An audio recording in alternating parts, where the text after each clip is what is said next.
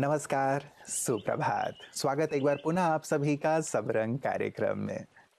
मित्रों, हर एक व्यक्ति अपने जीवन में, अपने आसपास, अपने व्यवहार में सत्यता, सच्चाई और सफाई को पसंद करता है।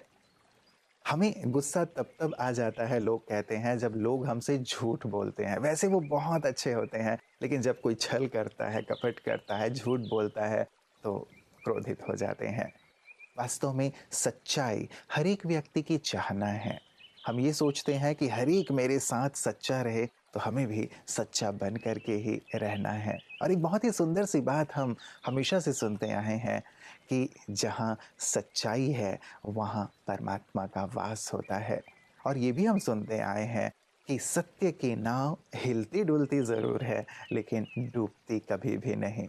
क्योंकि ये हिलती डुलती है, इसीलिए लोग सोचते हैं कि कहीं डूब ना जाए, इसीलिए सत्य का दामन अब छोड़ते चले जा रहे हैं। लेकिन सत्य ये है कि यदि आप सत्य के साथ हैं तो हमेशा आपकी विजय होती है। तो सच्चाई के पथ पर चलने के संकल्प के साथ आइए लिए चलता हूँ आपको आज के सुवाक्य की ओर।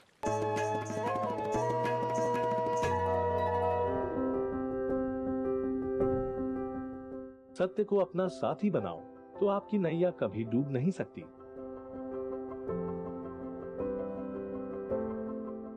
क्या आप कभी ऐसी नैया पे यात्रा करना पसंद करेंगे जिसमें छेद है?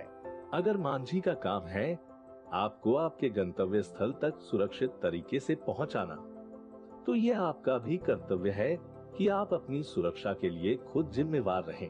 जीवन में ऐसी बहुत सारी परिस्थितियां आएंगी जो आपको अति मनोरम महसूस होगी, लेकिन यह आवश्यक है कि आप उस परिस्थिति को परख, उसकी सही पहचान करें। कुछ क्षण के लिए आपको यह लग सकता है कि आपको हानि हुई, लेकिन इसके पश्चात आपको इसका असली चेहरा दिखेगा, जिसका नाम है सच। सच कठोर नहीं, लेकिन वास्तविकता से भरा वो कलश है जो थोड़ा भारी तो है, लेकिन संतुष्टता तथा निरापत्ता से इंसान को हल्केपन का अनुभव कराता है।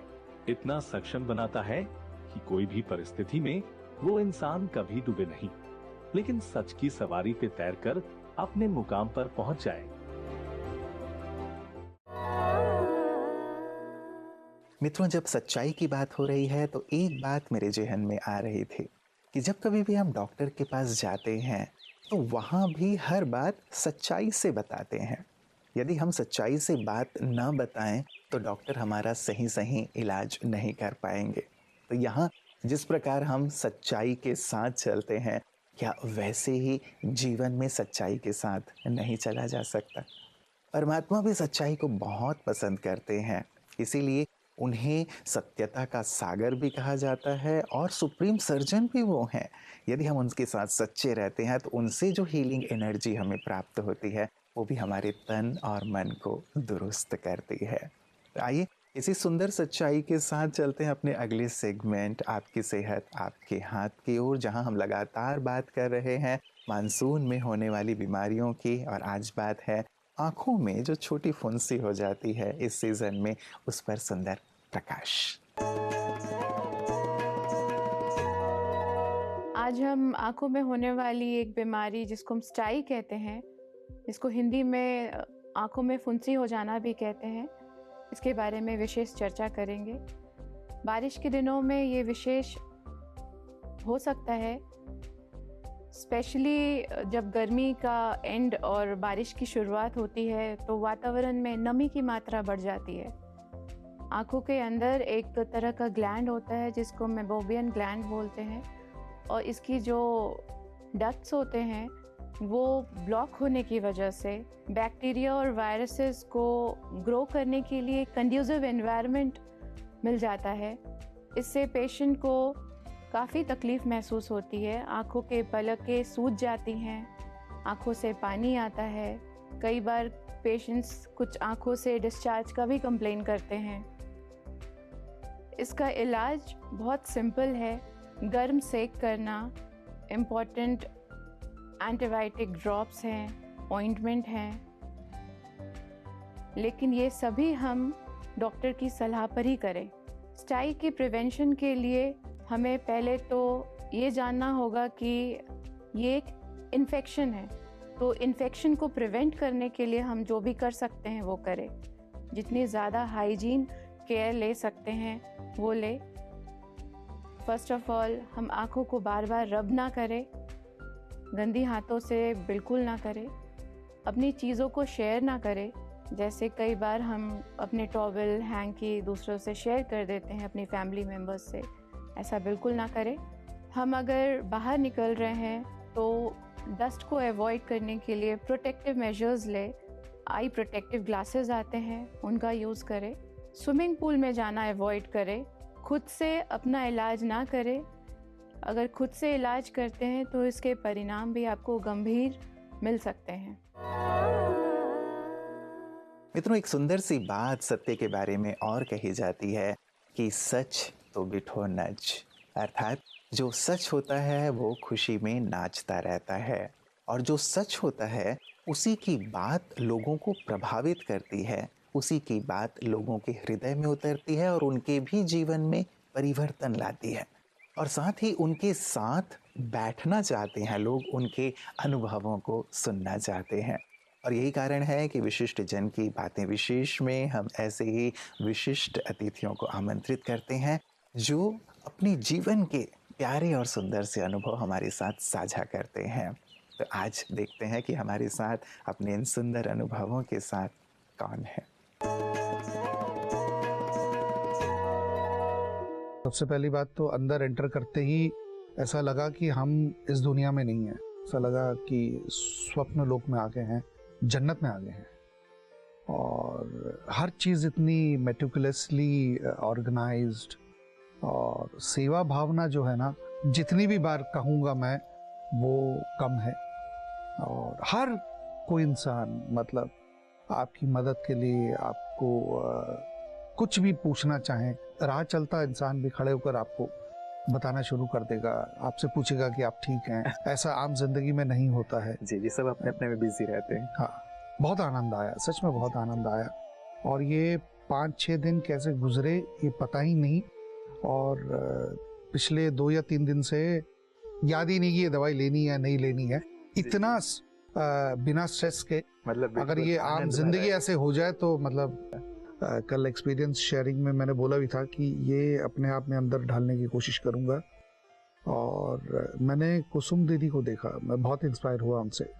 उन्होंने जो नॉलेज दी, और उसके बाद परसों तरसों उनके साथ ऐसे ही बैठे हुए थे, तो लंच का वक्त था, वो जा नहीं रही थी, ध्यान न रखते हुए वो हमारे साथ जुड़ी रहीं, बात करती रहीं। जबकि हम आम जिंदगी में मतलब अगर तबीयत खराब है या मतलब ओके ठीक है भाई, अब 10 बजे के बाद काम नहीं कर पाएंगे, या घर में भी कभी ऐसी स्थिति हो तो चिढ़ के बात कर लूँगा। बट वो इतने प्यार से बात कर रही थी, तो मैंने कहा कि मैं आपकी ये चीज़ लेकर ज़रूर जाऊँगा कि आगे जाकर मतलब इतनी प्रेरणा मिली मुझे उनसे कि ये ज़रूर अपने अंदर डालने की कोशिश करूँगा कि आगे कभी हमेशा मुस्कुराती रहीं। और मैंने कहा कि मैं भी मुस्कुराता रहूँगा और दूसरों को भी मुस्कुराने की ये दवाई देता रहूँगा मैं। और जबकि मोनिका जी हमेशा खुश रहती हैं, मुस्कुराती रहती हैं, उनकी साथ की जो फ्रेंड है मीना जी वो भी। तो ये अगर रखें और एक स्माइल हमेशा, तो शायद जिंदगी आसान हो जाएगी। शूटिंग में हमेशा से शिकायत रहती है जैसे मैं कम मुस्कुराती हूँ, तो वो हमेशा कहते क्या बात आपका मूड ठीक नहीं है। मैं कहती क्यों, मेरा तो मूड ठीक है एकदम। नहीं आप थोड़ी सी ऐसे। मैंने कहा क्या मतलब, हर टाइम आदमी हंसता रहे तो आप समझेंगे मैं खुश हूँ। लेकिन वो अब मैं यहाँ से सीखी हूँ ब्रह्मा कुमारी से कि वाकई आपके चेहरे पे जो स्माइल है वो होनी कितनी इम्पोर्टेंट होती है, क्योंकि दूसरा तो नहीं समझ रहा ना कि मैं खुश हूँ। जैसे एक जगह मैंने लिखा देखा, if you love somebody please show it.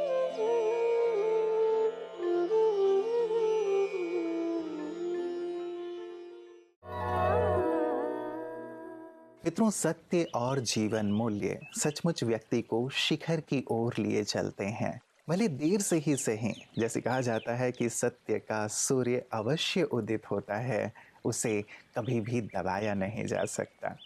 जीवन मूल्य, सत्य ऐसे ही जीवन के सुंदर सिद्धांत हैं, जिसका एक सुंदर उदाहरण न केवल पूरा भारतवर्ष आज देख रहा है बल्कि समूचा विश्व भी देख रहा है। मैं बात कर रहा हूँ हमारी नवनिर्वाचित राष्ट्रपति श्रीमती द्रौपदी मुर्मू जी का। एक सामान्य परिवार और एक सामान्य बैकग्राउंड से आते हुए भी उन्होंने अपनी जीवन मूल्यों के आधार पर शिखर को छुआ और आज देश के सर्वोच्च पद पर आसीन है। इसमें आध्यात्म की भी बहुत गहरी भूमिका रही है। उनका आध्यात्मिक विश्वविद्यालय से बहुत गहरा जुड़ाव रहा है।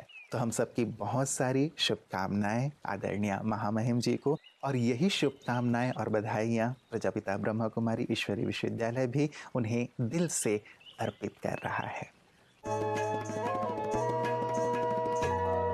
माननीय द्रौपदी मुर्मू जी के रूप में हम भारतवासियों को 15वां राष्ट्रपति मिल गया है।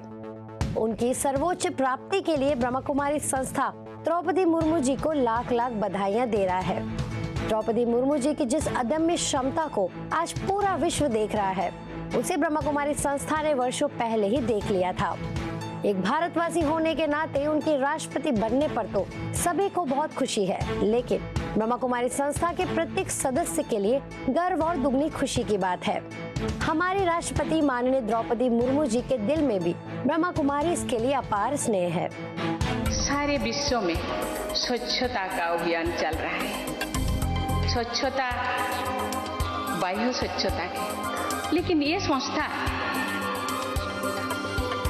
का नंबर 1 मुद्दा तो है स्वच्छता और पवित्रता। ये पहले से है। ये केवल बाह्य स्वच्छता नहीं है, आंतरिक स्वच्छता, मन, वचन, कर्मणा में स्वच्छता, दृष्टि, वृत्ति, कृति में स्वच्छता, चाल चलन, चेहरा में स्वच्छता, कथनी और करनी में समन्वयता, समरसता। ये तो उनका मुद्दा है, ये संस्था का मुद्दा है। इसी के चलते ORC के निर्देशिका BK आशा दीदी और कटक के BK नकमल भाई, BK लीना बहन और BK विकास भाई ने महामहिम राष्ट्रपति द्रौपदी मुर्मू जी से मुलाकात करते हुए संस्था प्रमुख राजयोगिनी BK दादी रतन मुनि जी के तरफ से मुबारक दी। इसे राष्ट्रपति जी ने नम्रता पूर्वक स्वीकार करते हुए अपनी खुशी जाहिर की और आशा दीदी से दादी जी की स्वास्थ्य की जानकारी ली। आपने परमात्मा की याद की शक्ति से, योग बल से बहुत कुछ बातें पार की है और जो भी आगे भी आएगा ज़रूर उसकी ही शक्ति से आप पार करते चलेंगे। तो आपकी कहानी से जिन जिन के सामने कुछ समस्या आएंगी उनको अवश्य यही संकल्प आएगा कि हाँ, परमात्म योग बल ही ऐसी शक्ति है जो हमें सब बातों का हल भी दे सकती, समाधान भी कर सकती, परंतु साथ ही साथ हमें और आगे जीवन में बढ़ा सकती।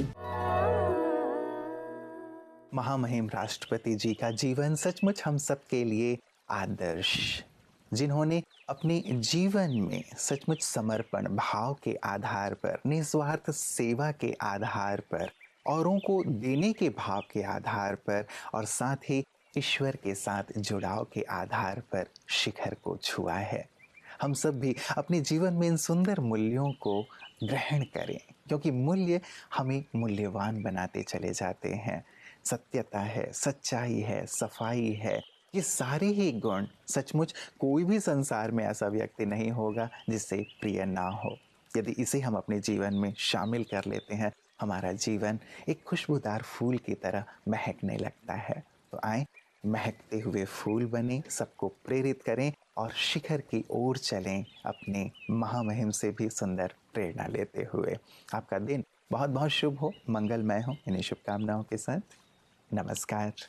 ओम शांति।